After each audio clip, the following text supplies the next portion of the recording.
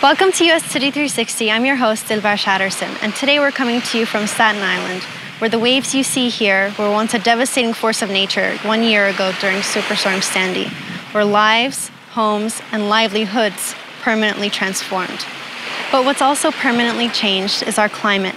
And according to a September report released by the UN's International Panel on Climate Change, human influence is considered to be one of the most dominant factors of climate change in the past half-century.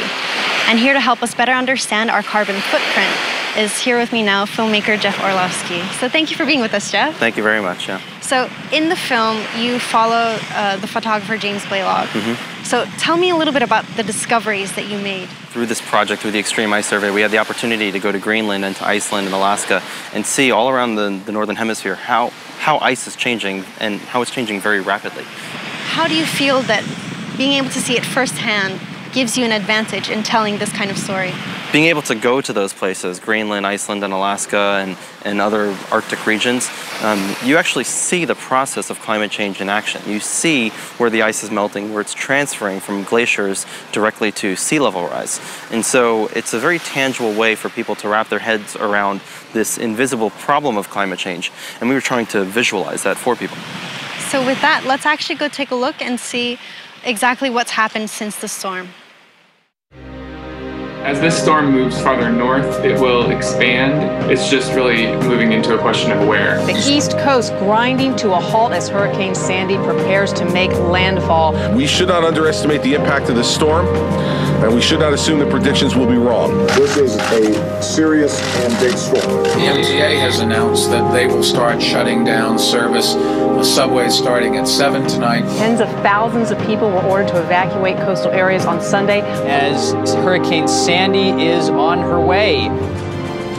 I've never witnessed anything like this. Oh my God! Oh my God! What the hell is this? Something just exploded. We are hoping there are no people still in these homes because there's not much left.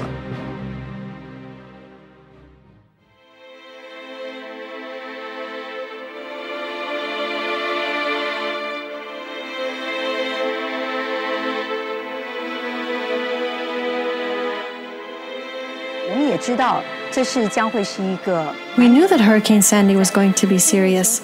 The city also gave warnings for previous hurricanes, and then they didn't cause serious damage.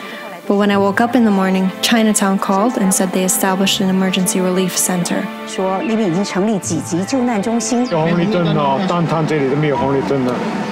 这个 area 昨天晚上8点钟以后都没有 power。 During the power outage that lasted for 2 days, we thought about how we would be able to provide hot food. 法警这里有电，其他的美坦跟东岸人都没有电，那所以我们就从这里先煮了以后，先把这个先弄过去。 Someone from the office called me and said, "Hey, we need people to help out in Chinatown, where we have to cook in the dark, and then we have to bring the food to the shelter." That's my very first shooting of Sandy. We received a call from the Red Cross indicating that in Staten Island, areas neighboring the ocean were in critical condition. Brother George leaded us to those areas to investigate the extent of damage. 出去的车子这个汽油一定要准备充足。 However, we didn't have gasoline. Volunteers from Washington, D.C. and Boston brought container after container of gasoline to the office. The situation at that time still scares me to this day. Avenue 一直到那个New York，这整个区都是，几乎都全部水都淹进来了嘛。那时候我们看到真的是满目疮痍。我们那时候 It was devastating. The Salvation Army and Red Cross had mentioned that hot food would be needed. We brought with us 300 servings of egg soup on our first trip. 300份的蛋花汤。We bring it from Queens. Anyone need a hot soup? They're all cleaning up their home. In such cold weather, what they needed most was something warm. Good, very good. Sir, you want some soup? No? You had enough? We were going to distribute hot food by Far Rockaway. When we got there, we saw a mountain of clothes.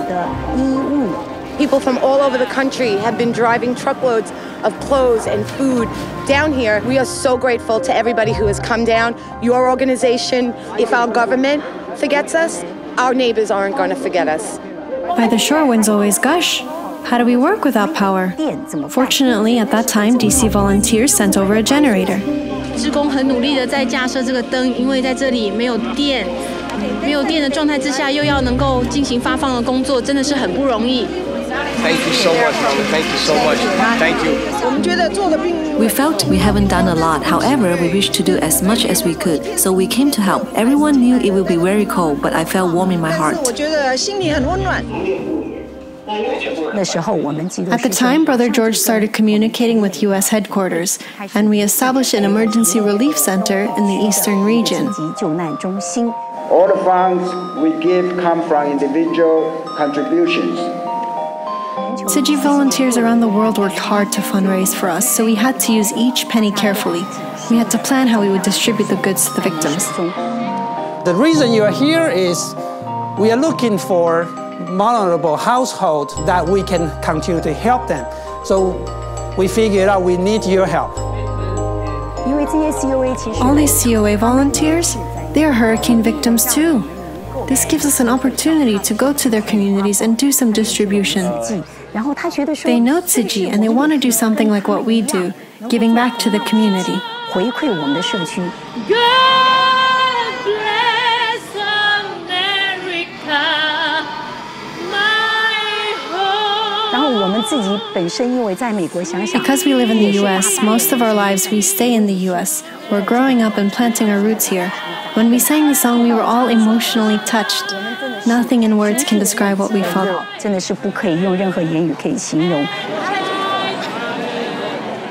Because we are all families.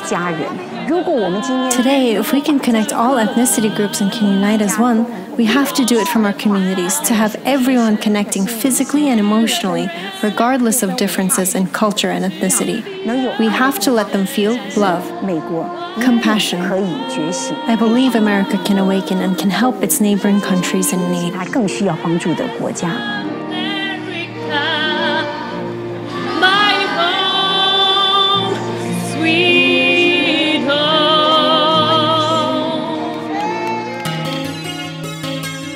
While some progress has certainly occurred since the storm, Jeff, as a native Staten Islander, how do you feel something like Sandy impact your community? How does it feel to see that in the place where you grew up? Everybody got to see a lot of horrific footage coming out of Sandy.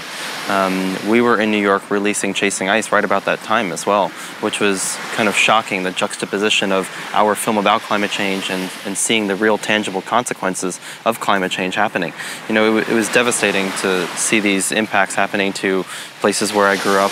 The pond nearby where I spent my childhood kind of learning how to fish in that pond, it's not there anymore. It completely was breached by Sandy and it's just all salt water now.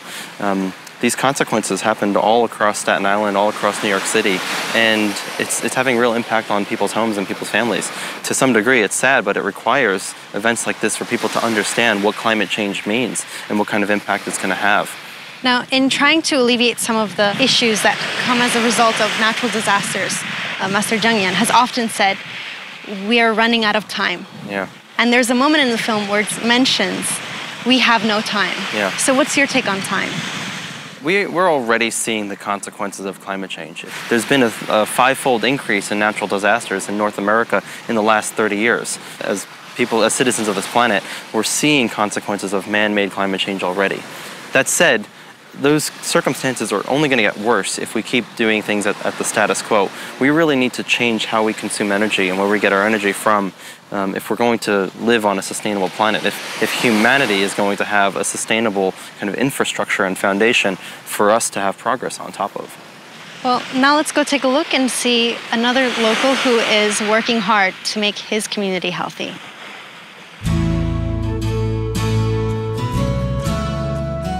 The first screenings that I did were knocking on doors and having to have doors slammed on me, or sometimes people were afraid because there were so many people stealing, and from victims of Hurricane Sandy, they were lying to them and taking their money. So it was very difficult. Hola, Natalia. Yo me llamo John Reyes. Very frustrating, people closing the door. Here is a 6'4" man of color representing a Chinese organization. Somehow it didn't fit. ¿En qué manera le podemos ayudar nosotros? De Sichi somos una foundation internacional. But knocking on doors and finally gaining entrance, letting them know what Sichi was all about, how we want to help the victims of Hurricane Sandy. And then after one of them was helped, then they would spread the word to their neighbors, and it made it a lot easier. Yo me llamo John Reyes, soy de Sichi. Nosotros no compartimos esta información con el gobierno. More than 100 screenings, 110 or so, and that is me taking the paperwork from the home screening, taking it back to the office, turning it in, and they review the information. I call them back, make a date to visit them, and then I come with 2 or 3 commissioners, volunteers, and I'm briefing them on the information before we get to the first home visit. Okay, here we go. We're here. Would you mind to tell us about this case? The name is Natalia Perez, 4-year-old child, and a new addition. The first home visit, I become a translator, translating from English to Spanish, from Spanish to English. The commissioners can ask questions based on the information that I wrote, and they can ask additional questions so that they can determine what is the need of this family and how can we help them. It's right around this corner. Right around the corner. It's court, right? I think this is the first court. Yes. How you can find this place? Yeah, the streets are so small. You get a baby.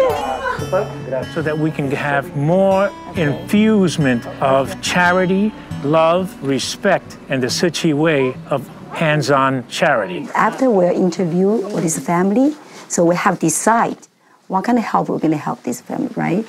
那我们这次我们就先决定先帮他们 debit card 先给他们一张。Thank you, yeah, thank you. And well over 250, 300 home visits with volunteers.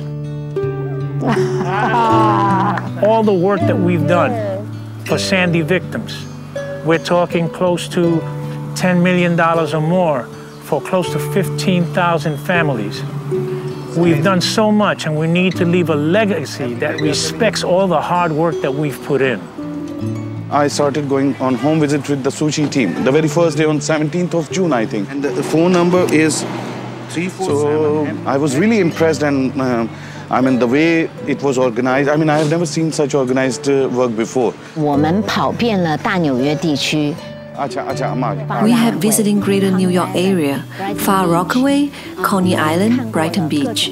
We have seen different ethnic groups, their lives. They live in the dark corners of New York. Salam, salam. कैसे? Nice to meet you. Nice to meet you. अच्छा देसी में बोलना है देसी में. इस जगह पे रहते थे. अच्छा. He used to live here at the time of Sandy. But it's closed हो गया. Yeah, it's closed.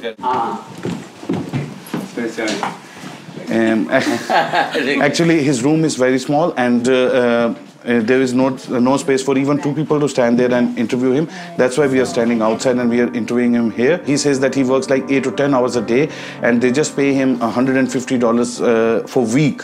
He's basically paying with this room like $500 for this small room. I mean, we came to know about his story, how he has to send back his family back to Pakistan after Hurricane Sandy because he has no place, and he lost everything over there. Sometimes he has to send them like $200 or $300, but when he is out of money, he cannot even send them those money. So they are living there, they are on their own right now. It's not the first time, it's I think second time I'm visiting him. At his workplace, I visited him twice. I just wanted to see how he's working and what are the conditions in which he's working. They're really very tough. I felt like if anything I can do in any capacity so that he can be helped in one way or the other, or his life can become a little bit more easier.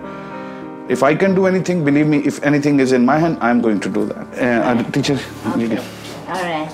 Thank you. Thank you. This is the love from the whole world. I'm thankful to you and your organization and making him realize that we are all behind him. So it's really great. And I thank you for that. Thank you. Thank you. Thank you. Oh, thank you. Thank you, Baba. Thank you. Baba means thank you, guys. Really. 你看，在世界第一大城 Look at the largest city in the world. Look at all these people from different countries and different ethnic backgrounds that do not have legal status. Their life is very, very tough. Many of them do not know whether or not they can get their next meal. Volunteering with Tzu Chi is not tiring. It is actually fulfilling and joyful. I am really grateful Master Cheng Yen has shared her wisdom with us, allowing us to practice on the path of Bodhisattva and allowing us to appreciate the suffering people around the world have to endure. Almost as much as we have new volunteers and community partners helping in our relief efforts, we've got new disasters springing up right and left.